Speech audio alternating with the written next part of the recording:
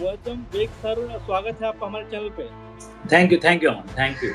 Muazzam sir, कैसी रही पूरी फ़िल्म की जर्नी फूले को लेकर अगर मैं बात करूँ, बड़ा मुश्किल था रिलीज़ होना, बड़ा मुश्किल था इसको लेकर जो पूरे का पूरा एक माहौल बनता हुआ दिखाई पड़ा।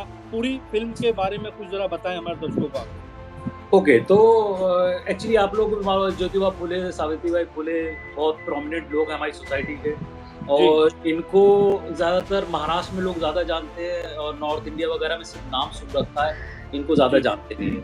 हुँ। और ज़्यादातर जितना भी काम हुआ है मराठी में ही हुआ है, मराठी में ही हुआ है, सीरियल्स वगैरह।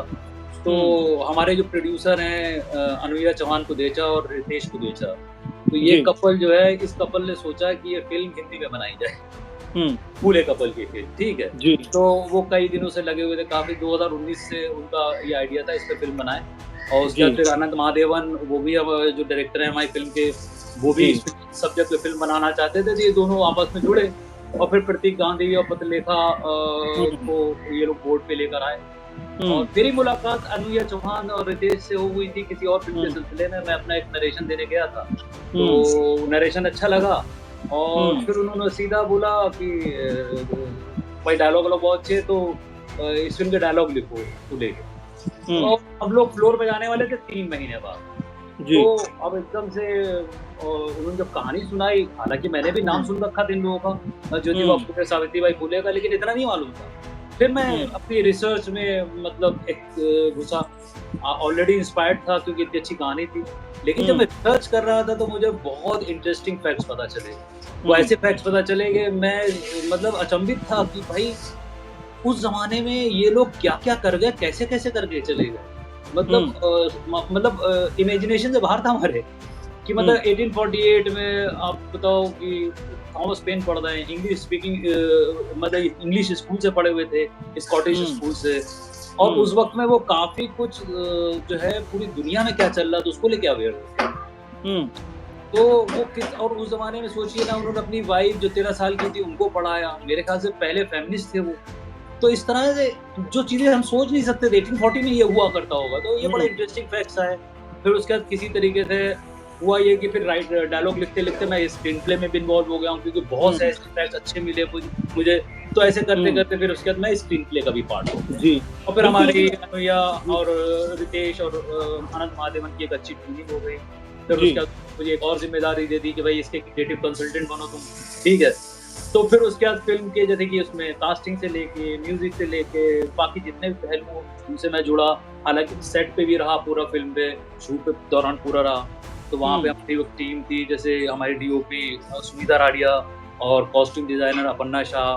तो हम लोग एक अच्छी टीम बनी आनंद सर के साथ बॉन्ड किया हम लोगों ने और हम सबकी कोशिश थी कि फ़िल्म को बेहतर से बेहतर बनाया जाए और हम हुँ। सबको मालूम था हम बहुत स्पेशल फ़िल्म बना रहे हैं। ये बिल्कुल, और जिस तरह का रिस्पॉन्स अब फ़िल्म को मिल रहा है और तमाम तरह की तारीफ़ें मिल रही हैं, तमाम तरह से जो चाहे पॉलिटिकल हो या नॉन पॉलिटिकल हो, सब लोग जिस तरह फ़िल्म की तारीफ़ कर रहे हैं, कैसा लग रहा है मुअज़्ज़म बेग साहब को? भाई देखिए बहुत अच्छा लग रहा है, नो डाउट बहुत हुँ। अच्छा लग रहा है और अच्छा हुँ। ये लग रहा है कि थिएटर से लोग निकल के इंस्पायर्ड हो रहे हैं, हुँ। लोग रो रहे हैं, लोग ये बोल रहे हैं कि हमें ये कहानी मालूम नहीं थी, इतना जी। स्ट्रगल था इन लोगों की लाइफ में, इतना कुछ हुँ। सोसाइटी में करके गए हैं और हुँ। लोग इंस्पायर्ड हो रहे हैं वाक़ई में हुँ। और सबकी तारीफ़ हो रही है, यानी कि परफ़ॉर्मेंस ले लीजिए हुँ। आप कैमरा वर्क की बात कर लीजिए, आप हुँ। कॉस्ट्यूम की बात कर लीजिए, आप प्रोडक्शन डिज़ाइन की बात कर लीजिए, गानों की बहुत तारीफ़ हो रही है, डायलॉग्स की बहुत तारीफ़ हो रही है। तो अच्छा लग रहा है, बहुत अच्छा लग रहा है और सबसे अच्छा इसलिए भी लग रहा है कि हुँ। हमें लग रहा है कि एक योगदान रहा है कि हम ज़्यादातर लोगों को तक ज्योतिबा फुले और सावित्री बाई फुले को पहुँचा पाए। ये हुँ। हमारी सबसे बड़ी जीत है। जी, बिल्कुल, जीत की बात कर रहे हैं और साथ में आपने आँसुओं का ज़िक्र किया। हुँ। राहुल गांधी पटना में फ़िल्म देख रहे थे और हाँ। देखते हुए फ़िल्म रो पड़े, कई फ़ोटो भी उनके आए हैं, क्या कहेंगे? अरे वाक़ई में अगर देखिए वो फ़िल्म ही ऐसी है कि एक मोड़ पे आपको जब उनकी जर्नी ख़त्म होती है, एक मोड़ पे वो छोड़ मतलब सिर्फ़ राहुल गांधी की बात नहीं कर रहा हूँ मैं, जितने मैंने वीडियोज़ देखे लोगों के जो ऑडियंस का जी। व्यू आ रहा है, सब हुँ। लोग यही बोल रहे हैं कि मेरे मैं रो रहा था, मैं रो रही थी। तो मेरे हुँ। ख़्याल से वो भी उसी तरह से कनेक्ट हुए हैं, क्योंकि बहुत पेनफुल जर्नी थी उनकी, बहुत मतलब नो डाउट बहुत ऐसे कारनामे किए थे, लड़-लड़ के हर एक चीज़ से लड़े थे हुँ। और सबसे बड़ी बात अब देखो आपको ऐसा लगता है कि इन दोनों ने एक तबके के लिए, मतलब चाहे वुमेन एजुकेशन हो, वुमेन एम्पावरमेंट हो या अनटचेबिलिटी हो, इनको खत्म करने के लिए अपनी पूरी जिंदगी गुजार दी। यहाँ तक ज्योतिबा फूले पैसा कमा के भी लगाते थे सोशल वर्क में। नॉर्मली तो हमारे यहाँ सोशल वर्क करते नेतागिरी हो जाती। इन्होंने जेन्युइनली लोगों के लिए काम किया और वो शिद्दत के साथ काम किया। अगर मुझे लगता है कि अगर इन्होंने ये काम नहीं किया होता तो मेरे ख्याल से डॉक्टर भीमराव अंबेडकर के लिए जमीन इन्होंने तैयार की थी।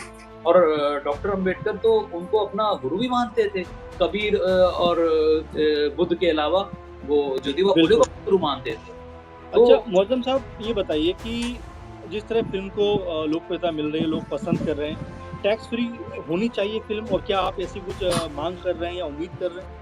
हाँ, हमने हमने अपनी तरफ से भी कोशिश की, काफी लोगों ने कोशिश की, इवन कई पॉलिटिकल लोगों ने अपनी तरफ से बातें की कि मतलब किसी तरीके से ये फिल्म टैक्स फ्री की जाए। लोगों ने मतलब बात की कि फिल्म जो है टैक्स फ्री होनी चाहिए। तो होनी चाहिए, लेकिन नहीं हुई तो हम कुछ कर नहीं सकते उसमें। हाँ। अच्छा, फूले फिल्म जब आ रही थी उस समय सेंसर बोर्ड में फंस गई, तमाम सारे सीन कट हुए। क्या कहा जा सकता है कि अभी भी हमारा समाज जो जातिगत मानसिकता है उसमें कहीं ना कहीं उलझा हुआ है, या कहीं ना कहीं उसकी जड़ें अभी भी दिखाई पड़ती हैं? देखिए, सेंसर बोर्ड की बात अलग है, वो दूसरी बात अलग है। तो सेंसर बोर्ड की जहाँ तक बात करता हूँ मैं, देखिए फिल्म बहुत सेंसिटिव थी। हम सभी जानते हैं कि अनटचेबिलिटी के खिलाफ थी, करेक्ट। और उसमें वो हिस्ट्री में इतना कुछ हुआ है, हमें हालांकि हमने जो भी दिखाया, और सेंसर के कुछ छोटे छोटे पॉइंट्स थे, ज्यादा पॉइंट नहीं थे, बहुत छोटे छोटे थे, जिससे फिल्म की आत्मा को कोई ज्यादा नुकसान नहीं। लेकिन मैं ये कह रहा हूँ क्योंकि एक तबके ने इसका विरोध किया, ये में पूछ रहा था। हाँ, तबके ने विरोध इसलिए किया कि उनको उस वक्त ट्रेलर देख के लगा था कि ये एंटी ब्राह्मण है, ब्राह्मणों को बदनाम करने वाली फिल्म है। जबकि फिल्म देखने के बाद, रिलीज के बाद किसी ने विरोध नहीं किया, अगर आप देखो, क्योंकि फिल्म में सब दिखाया गया। क्योंकि इनके तो ब्राह्मण दोस्त भी थे ना, तात्या बेड़े, विष्णुपाल, उन लोगों ने हेल्प की थी पूरी उस पूरी लड़ाई के अंदर। तो और उनके साथ जो उन्होंने सत्यशोधक समाज भी बनाया था, वो हर जाति हर धर्म के लोग जुड़े थे उसके साथ। तो वो ऐसा नहीं था किसी एक कम्युनिटी के खिलाफ थी, वो ब्राह्मणवाद के खिलाफ थी जो उस वक्त में चलता था। अच्छा मुआज़िम सर, जिस तरह से अनुराग कश्यप ने दिलेरी के साथ में फिल्म का समर्थन किया और कई तरह की कंट्रोवर्सी भी उसको लेकर हुई, हालांकि उसके ऊपर बात नहीं करेंगे, लेकिन उनके अलावा क्या जो बॉलीवुड के लोग हैं उन्होंने समर्थन किया फूले का उस तरह से? हाँ, जब ये कंट्रोवर्सी वाली बात आई थी, उससे पहले शायद अनुभव सिन्हा ने भी कुछ अच्छे पॉजिटिव बोला था, बाकी तो मुझे याद नहीं, लेकिन हाँ मतलब अनुराग कश्यप ने तो खुल के बोला था, लेकिन वो अलग चला गया था। जी बिल्कुल, मामले अलग हो गया। चलिए मौजम सर, फिल्म से थोड़ा हटते हैं, जरा कुछ और बातें करते हैं। रॉक स्टार के बारे में जरा कुछ बताइए, हमारे तमाम दर्शक जानना चाहते हैं कि क्या प्रोसेस था, कैसे फिल्म बनी और इतनी आज कल्ट फिल्म मानी जाती है, कुछ बताइए इसके बारे में। रॉक स्टार की जर्नी बहुत बड़ी है, और इनफैक्ट जब मैं मुंबई शहर में आया था तो 2003 में, तब एक दो कहानियां मेरे पास थी, रॉक स्टार और साडाटा। रॉक स्टार की और दोनों हमारी पर्सनल लाइफ से निकली हुई थी, और रॉक स्टार भी मेरी पर्सनल लाइफ से निकली हुई थी। अच्छा।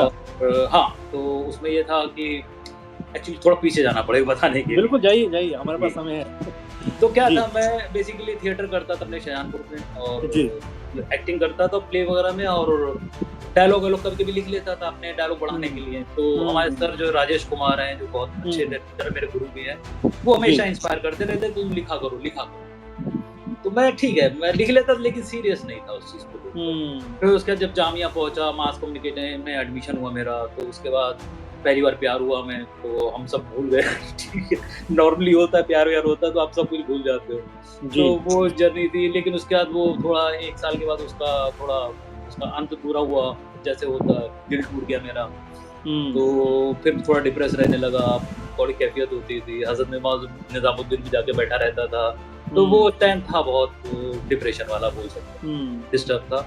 मेरे कुछ दोस्त लोग होते थे, वो मुझे बोलते रहते थे, यार तुम लिखा करो यार, तुम डाइवर्ट करो, लिख के डाइवर्ट करो। तो मैंने वहाँ जो है लिखना शुरू किया सीरियसली। उसी दौरान मैं किताबें पढ़ता था, किताबें जैसे वैन गॉग की किताब पढ़ी थी, चार्ली चैपली की, या गुरुदत्त की लाइफ के बारे में चले जाओ, और बहुत से महान लोग जितने राइटर हैं, इनकी सबकी लाइफ में पता चलता था यार, इनका तो सबका दिल टूटा हुआ था, सबकी लाइफ डिस्टर्ब थी। तो मुझे उस वक्त लग रहा था शायद मेरे साथ कुछ अच्छा हुआ है, मैं महान बन जाऊंगा। ये उस टाइम पे आइडिया आया। तो ये चलता रहा, लिखते-लिखते सडनली एक दिन आइडिया आया कि क्यों ना किसी कैरेक्टर को कोई बता दे, जिसके अंदर आर्ट है, कि बेटा तेरा जब तक दिल नहीं टूटेगा, तब तक तू आर्टिस्ट नहीं बन पाएगा। नहीं बनेगा। जी। तो ये रियलिटी में फिक्शन है बेसिकली। अब मैं बिलीव करता हूँ आधी हकीकत आधा फसाना, तो इसमें मैंने फसाना जोड़ा। अब राइटर मेरा था, तो राइटर बड़ा ड्राई होता है सिनेमा, तो उसको फिर रॉक स्टार बनाया। तो ऐसे करके फिर पूरी कहानी गढ़ी गई। तो बेसिकली कहाँ से जर्म निकल के आया, वो कैफियत कहाँ से निकल के आई, तो वो जर्नी रही। फिर उसके बाद मैं मुक्ता आर्ट्स में था, वहाँ इम्तियाज अली से मेरी मीटिंग हुई, हम लोग मिले, हमारी अच्छी जान पहचान हो गई, दोस्ती हो गई। तो उस जमाने में जब मैं सुनाता था लोगों को कहानी, किसी को समझ में नहीं आती थी, यार ये क्या कहानी है, हीरो तुम तो जा रहे, ऐसा कैसे हो सकता है, तो वो समझ में नहीं आती थी। मतलब थैंकफुली इम्तियाज अली को समझ में आई कहानी, और फिर उन्होंने बेहतरीन फिल्म बनाई। तो और अब तो सबको ही मालूम है, लोग बोलते हैं कल्ट फिल्म है, अभी भी री रिलीज में भी जैनजी भी उससे कनेक्ट हुई है बहुत ज्यादा, तो अच्छा लगता है। अच्छा मौजम सर, आपने भी सादा अड्डा का जिक्र किया, और सादा अड्डा को लेकर आपने कहा कि बड़ी जुड़ी हुई फिल्में हैं मुझसे ये दोनों ही, कुछ इसके बारे में बताइए, क्योंकि बतौर निर्देशक आपकी फिल्म की कैसी जर्नी इसकी थी, किस तरह से आपने बनाया, और क्या क्या जो फिल्म बनाने को लेकर किस तरह का प्रोसेस था? हाँ ओके, तो मेरी दो बताया था, रॉक स्टार और सादा अड्डा की कहानी थी मेरे पास जब मैं मुंबई आया। तो सादा अड्डा में भी अगर आप देखो, जैसे मैं दिल्ली में जब रहता था, जामिया में पढ़ता था, तो 4-5 लड़के मिलके रहते थे हम लोग, ठीक है। तो सादा अड्डा में कोई 4-5 लड़के रहते हैं, ठीक है। उसमें अलग कोई इंजीनियरिंग का है, कोई अलग-अलग बैकग्राउंड से, सबके अलग-अलग कैरेक्टर्स हैं।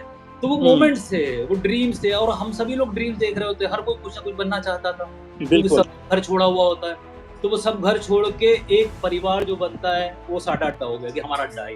तो कैसे लड़के तो जो हर जगह होता है, यूनिवर्सिटी में जाओ, हॉस्टल में जाओ, तो उसमें 5-6 लड़के मिलके, तो वो कई मोमेंट रियल कैरेक्टर्स के से निकल के आए थे। तो फिर उसके बाद जब बनाने निकले, तो फिर कोशिश की, और न्यू कमर कोई लेना था मैं, क्योंकि कोई इमेज नहीं होनी चाहिए, और उस हिसाब से फिल्म बनाने में भी बड़ा मजा आया। और हालांकि फिल्म रिलीज जो है उतनी बढ़िया तरीके से नहीं हुई थी, तो लोगों को उस टाइम पे नहीं पता चला, लेकिन बाद में यूट्यूब पे लोगों ने बहुत देखी, ऑनलाइन बहुत देखी, और मुझे काफी लोग मिलते रहते हैं जिनको सादा अड्डा बहुत अच्छी फिल्म लगती है। बिल्कुल। अभी भी मुझे लोग मिलते रहते हैं कि और इस तरह का सेटअप उससे पहले कभी मेरे ख्याल से रेयरली था हमारी फिल्मों में, कि लौंडे लपाड़े साथ में रह रहे हैं रूम्स में, और उनकी अब हरकतें दिखा रहे हैं, उनके ड्रीम्स के बारे में बात कर रहे हैं, तो अच्छा लगता है। हाँ, तो बस आगे क्या है तैयारी, आगे क्या करना है बस। तो ये 2 कहानियां सबसे पुरानी कहानियां थी, ये 2 कहानियां। जी बिल्कुल। अच्छा ये बताइए मौजम सर कि शाहजहांपुर का जैसे आपने जिक्र भी किया कि बड़ा मुश्किल था उस समय वहाँ से निकलना, थिएटर करना, तमाम चीज़ें करना। शाहजहांपुर से सपनों के नगर मुंबई पहुँचना, और वहाँ पर एक बड़ी सफलता अर्जित करना, सफलता हासिल करना, पूरी जर्नी के बारे में थोड़ा सा अगर बता पाएँ आप। देखिए, मैं बचपन से स्कूल में प्ले करता था, ठीक है, प्ले करता था, टीचर्स डे पे प्ले होते थे, एनुअल डे पे प्ले होते थे, तो उस ज़माने में लिखता भी था, डायरेक्ट भी करता था, वो सब चलता रहता था। और पता नहीं मेरे ख्याल से 6-7 क्लास आते-आते मैं क्लियर था कि मुझे मुंबई जाना है फिल्मों में, और मैं बचपन से फिल्मी था, मैं फिल्में देखता था, बहुत शौकीन था, और बचपन से हाँ, तब मैं एक्टर बनना चाहता था, लेकिन धीरे-धीरे ग्रोथ होती गई, तो हमें समझ में आया कि नहीं यार, राइटिंग डायरेक्शन ज़्यादा बढ़िया है, और उसीलिए फिर जामिया पहुँचते-पहुँचते फिर मास कम्युनिकेशन पहुँच गए, तो मास कम्युनिकेशन में एडमिशन हो गया। और बट ये है कि मैंने ज़िंदगी में कुछ और नहीं सोचा, अपना किसी और चीज़ के लिए ट्राई किया था। बस ये फ़र्क हुआ कि शुरुआत एक्टर की तरह हुई थी, फिर राइटिंग और डायरेक्शन की तरफ कन्वर्ट हुई, फिर हमने मास कम्युनिकेशन में टेक्निकल जितनी भी एजुकेशन थी उसकी ली, और वो यहाँ पर फिर आना ही था। डिफ़िकल्टी थी नहीं, एक डिफ़िकल्टी इन द सेंस उस ज़माने में तो अगर आप देखो तो इतना सोशल नेटवर्क कुछ था ही नहीं, ना इतने ऑप्शन थे, ना मतलब OTTs थे, ना इतना काम था। आज तो घर बैठे-बैठे लोग एक अपना चैनल बना सकते हैं, अपना टैलेंट दिखा के अपने फॉलोअर्स बढ़ा सकते हैं। उस ज़माने में कुछ भी नहीं था। तो मेरे लिए स्मूथ ये रहा कि मैंने जो सोचा, मैंने जो चाहा, वो मैं आ गया इस शहर में, और लकीली फिर कुछ ही दिन में मेरी मुक्ता आर्ट्स में जॉब लग गई, जो सुभाष की कंपनी है। फिर वहाँ पे मुझे सुभाष के साथ बहुत कुछ सीखने को मिला, और वहाँ 2 गुरु थे मेरे, सचिन भौमिक और शब्द कुमार।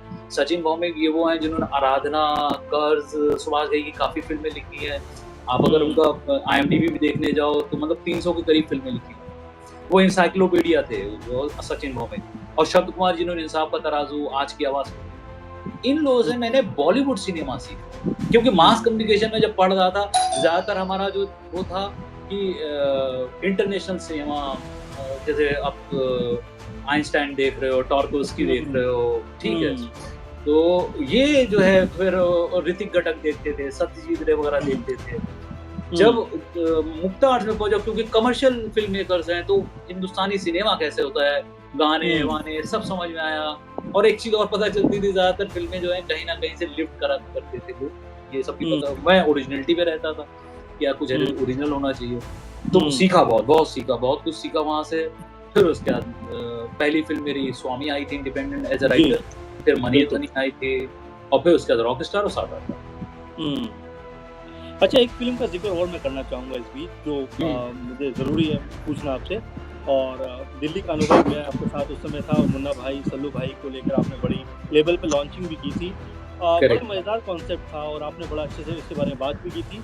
क्यों ये फिल्म नहीं बन पाई और क्या आगे कोई प्लान है ये फिल्म बनने का? सी उस वक्त अगर आपको याद हो तो एक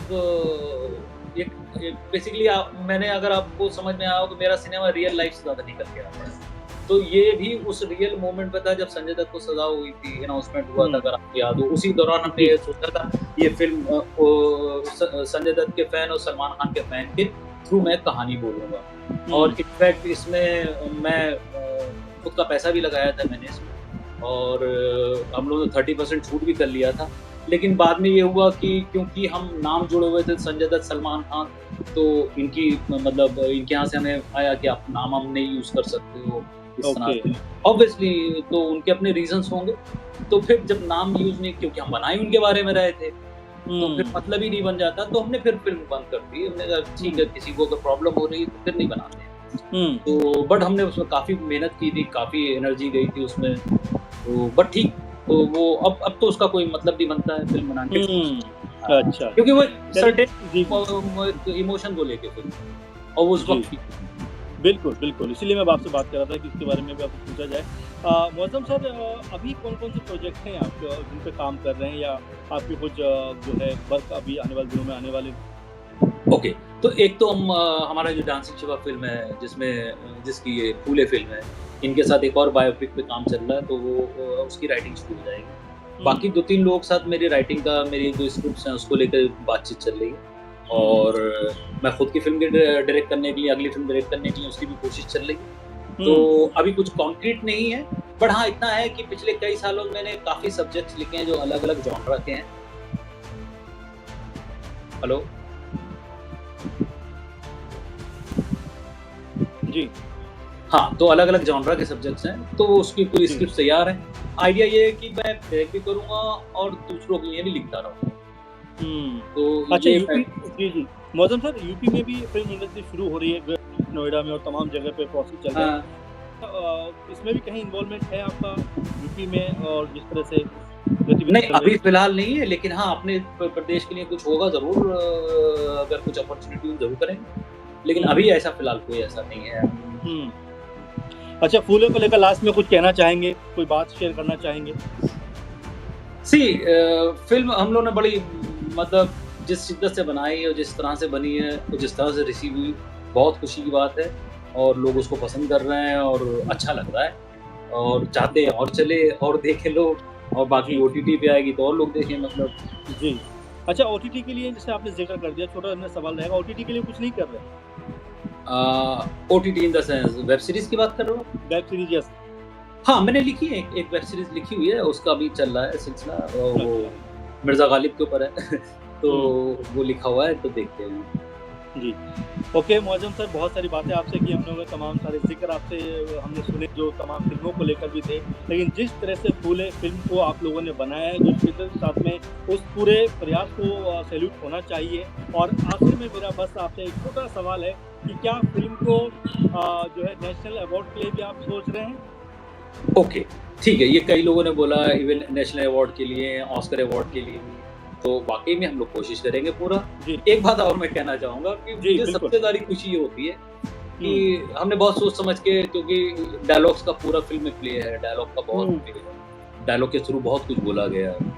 तो कई दर्शक ये बोल रहे हैं, जो कि अरे ज्योतिबा फूले उस वक्त ये बात बोल गए, तो वो बड़ी खुशी होती है कि आपकी लिखी चीज़ को लोग उस वे में लेके जा रहे हैं कि यार इतना सच लगने लगा हो। तो वो सबसे ज़्यादा खुशी होती है। नहीं, बिल्कुल सच्चाई से फ़िल्म आपने बनाई, इसीलिए लोगों के बहुत करीब भी और बहुत जुड़ भी रहे हैं। फिलहाल आप हमारे प्रोग्राम में आए, हमसे बहुत सारी बातचीत की, आपके लिए बेस्ट ऑफ लक और बहुत बधाई इस फ़िल्म के लिए। आपसे फिर मुलाकात होती रहेगी। फिलहाल इस कार्यक्रम में इतना ही। तमाम दर्शक हमारे साथ जुड़े, उनका बहुत धन्यवाद। मुअज़्ज़म सर, आपका बहुत धन्यवाद। फिलहाल इस थैंक यू। कार्यक्रम में इतना ही। नमस्कार। नमस्कार। Thank you.